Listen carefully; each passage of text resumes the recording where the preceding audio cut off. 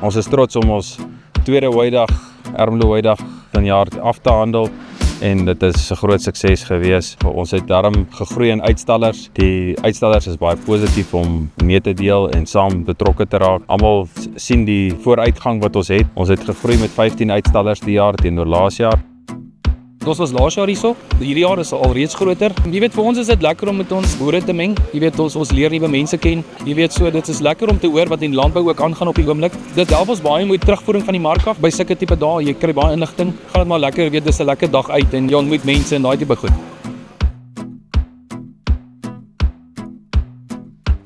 Goeiemôre almal, Roan Grobler hier by ons Hooidag vandag. As 'n jong opkomende boer kan ek regtig sê dit is 'n dag wat mens baie inligting kan kry, veral om die nuwe toerusting, die nuwe maniere hoe ons kan kyk na bale maak. Ek dink dis vir ons 'n groot voorreg dat ons al hierdie borge agter ons kan hê wat hierdie dag saam met ons kan spandeer.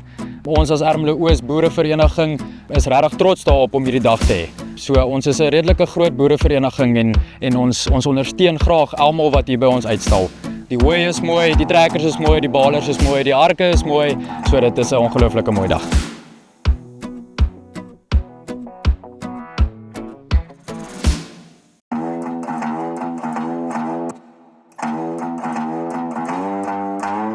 Ons het 'n suksesvolle dag gehad, die weer het saam gespeel en ons het baie gras, ons is geseënd die jaar. Ons het mooi demonstrasies gekry, en die terugvoer wat ons kry, die boere is gelukkig. Iets wat nogal baie interessant is, in die Hoofveld maak ons bale, maar nie baie mense maak nat hooi nie en ons rap ook nie bale nie. So ons het hierdie jaar nou die geleentheid gehad om te sien hoe rappers werk, alhoewel ons dit ken, maar jy weet nie hoekom en waarom.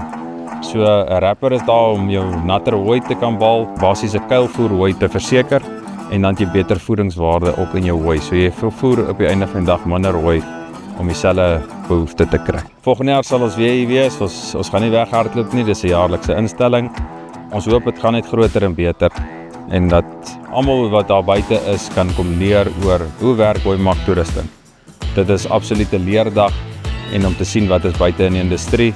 En daarmee bemagtig ons almal dat hulle kan weet wat is daar, wat gaan sy sak pas en hoe kan jy dit verbeter. Ons nooi almal uit, kom geniet die dag saam met ons en kom leer hoe werk hooimaak.